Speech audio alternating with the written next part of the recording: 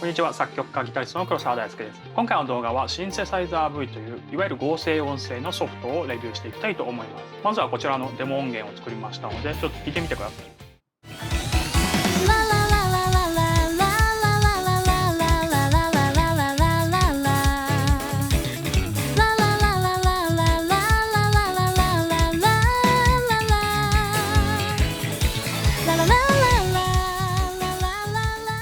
はい、いかがでしたでしょうか。ものすごいリアルですよね。それではこちらの音源の購入方法から含めてレビューしていきたいと思います。はい、それではまずはシンセサイザー V の購入方法などをご紹介します。こちらは公式のウェブサイトとなっておりまして、このようにスクロールしていくといろいろ説明が書いてありまして、でこのように歌声データベースというのがずらっとありまして、で僕自身も初めてだったので、まずはどれを購入すればいいのかなというのに非常に迷ったのですが、基本的にこちらの有料版のまず本体となるソフトを購入していただき、でさらに歌声を増やしたい場合に別途歌声ライブラリというのを購入するという形になっております。で先ほどデモンストレーションで流した音声に関しては My というライブラリーで、こちらはこのプロエディションを購入すると無料でついてくるライブラリーとなっております。ですのでどのライブラリーを買っていいかわからないという迷ってしまうという方は、まずは本体のプロエディションを購入してみてライブラリー My を試していただくのがいいのかなと思います。でここをクリックすると実際に販売をしているウェブサイトにつながりますが、ここで若干自分が迷ったのは、こちらはどうやらパッケージ版なのかなと思いまして、ダウンロード版はさらにこちらをクリックして購入するようです。そしてこの中からシンセサイザー V をクリックしまして、これですね、本体であるシンセサイザー V スタジオプロ、このダウンロード購入をクリックします。そして必要事項を入力して購入という形になります。そして単体のスタンドアローンであるアプリケーション版と DAW のトラックに挿して使うプラグインバージョンと両方ありますが、まずはアプリケーション版を起動してみました。で無料のライブラリーの My が使えるのはバージョン 1.8 以降ということなので、必要であればアップデートをしてください。でこの動画を撮影している時点では 1.8 はベータバージョンということですので、こちらの公式サイトからバージョンアップのデータをダウンロードしてください。でこちらにも書いてあります通り、プロユーザーはライブラリーの My を無料で利用可能となっておりまして、こちらでダウンロードするリンクがありますので、ライブラリを別途ダウンロードしてください。でベータ版というのは正式なリリース前のものとなりますが、自分がちょっと触ってみた感じですと特に問題なく使えているので、アップデートして使ってみた方がいいかなと思っております。まずはファーストインプレッションというか、自分の楽曲のメロディーのミディをロードしてどういう結果になるのかというのをご紹介していきたいと思います。ではあらかじめ書き出しておいたボーカルのミディデータを読み込んでいきたいと思います。こちらのファイルから読み込みでミディをロードします。で何やらアラートが出ていますが、とりあえずちょっとはいを押しておきましょう。はい、このような感じでロードされました。ではそのままだとどんな感じでなるのかというのを聞いてみたいと思います。今は全くエディットしていない状態です。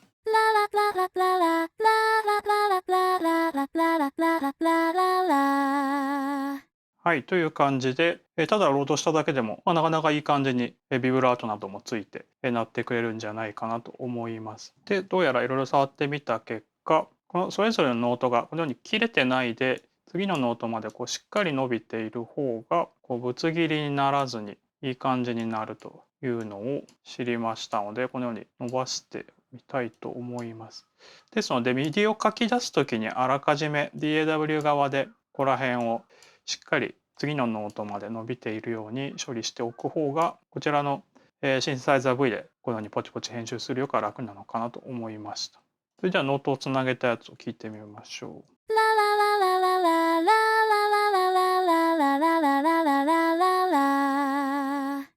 はい、かなりいい感じですよね。で、同じラララでも言語を変えると違った響きになるので、今デフォルトで日本語になってましたが、英語にしてみましょう。個人的にはこちらの方が好きな響きをしていました。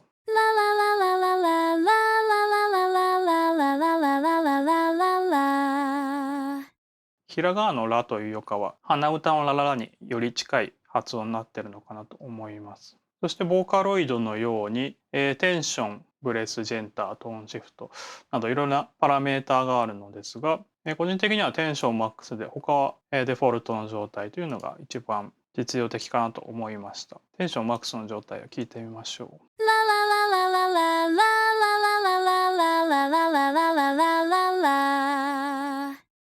はい、元気が出ましたね。で、あとはそれぞれのノートにさらにピッチの変わるタイミングだったり、ビブラートのかかるタイミング、深さとか位相、揺らぎなどいろんなパラメーターがありますので、こういったしゃくりの部分とかをこのように調節したりできます。例えばこれを遅めにするとピッチがゆっくり変化すると思います。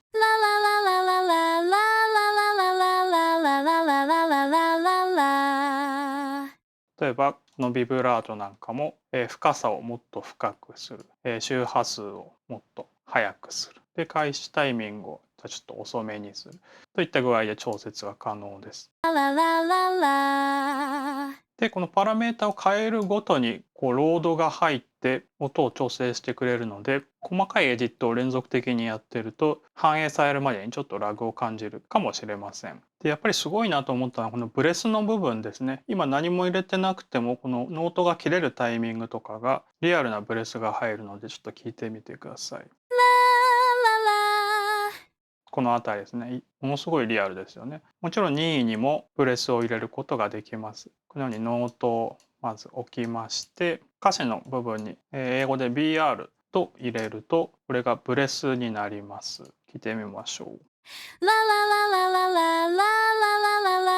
はい、という感じで、これも非常にリアルなサウンドをしてますよね。で、このシンセサイザー V をボカロのように細かくエディットして作り込みたい人もいれば、仮歌のように使いたいという方もいらっしゃると思いますので、手軽にディティールを加える方法として、おさけはんさんという方が YouTube でももっと詳しく開発していらっしゃいますが、このようにノートを選択して、自動処理から選択したノートを分割してメロディーを調整というのを選び、これらのパラメータは一番低い 50% にしてかけるとこのようなサウンドになります。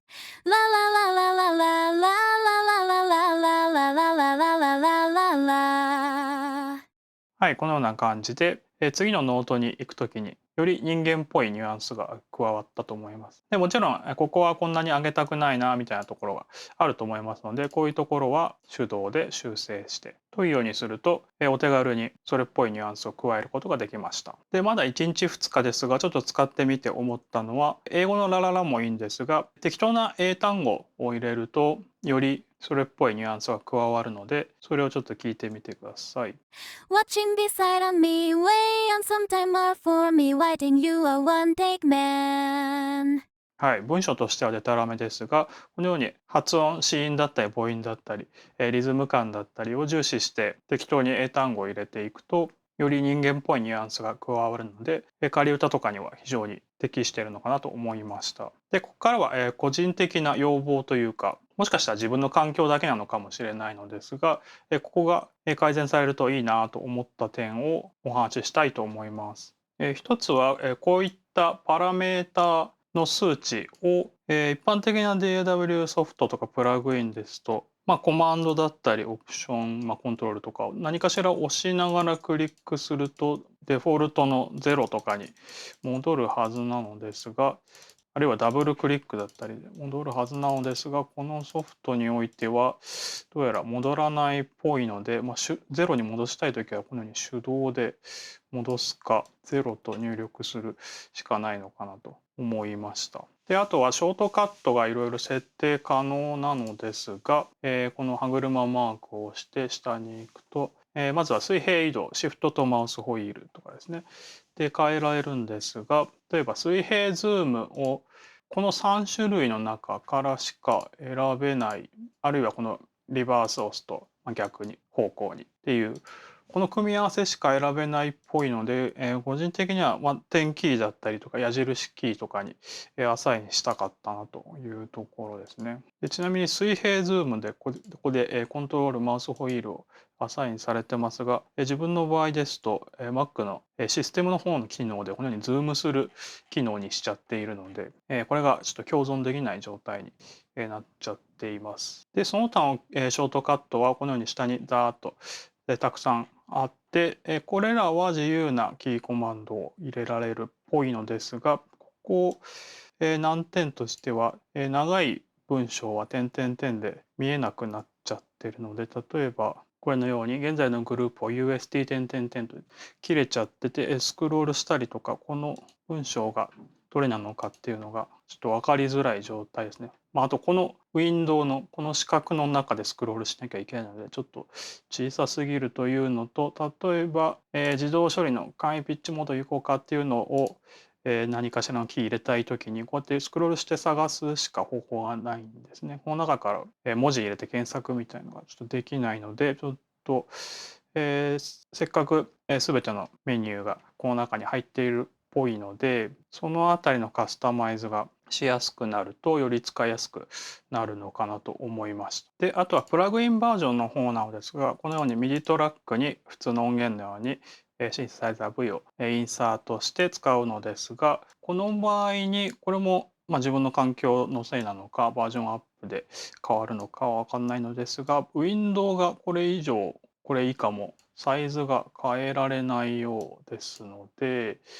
例えば画面いっぱいに表示したいという時にはちょっとプラグインバージョンだと変えられないようですね。で、この点はスタンダードローンの方は問題なく大きさがこのように変えられますので、やはりスタンダードローン状態で使った方が使いやすいのかなと思いました。プラグインバージョンで使っても、例えばここに MIDI を打ち込んだものがここに ARA のようにすぐに反映されるというものではなくて、この中で MIDI をロードしたりとか、打ち込んだりとかっていう感じで鳴らしていくものですので、やはりスタンダードローンの方で使った方がやりやすいかなと思いました。そちらでオーディオで書き出して自分の楽曲にオーディオとしてロードするというやり方が一番楽かなと思います。はい、いかがでしたでしょうか。まだ2、3日ぐらい触った程度ですが、動画の中でやったようにちょこちょこっと手を加えてあげればかなりいい感じになってくれるのが伝わったのではないでしょうか。ここからさらに作り込んで歌物のボーカル作品として仕上げてもいいと思いますし、あるいはデモ音源用に仮歌のような使い方で鳴らしてみるのもいいんじゃないかなと思いました。それではこちらの動画がいいなと思っていただけましたら高評価やチャンネル登録などをよろしくお願いいたします。ありがとうございました。